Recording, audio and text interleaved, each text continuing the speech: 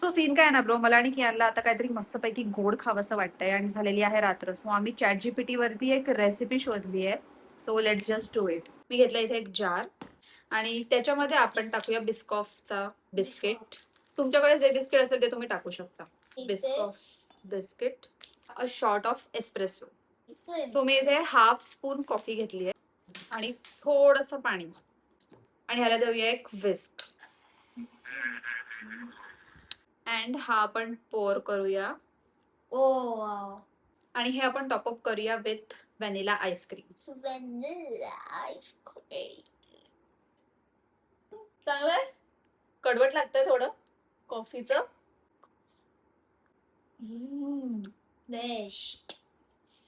Superb.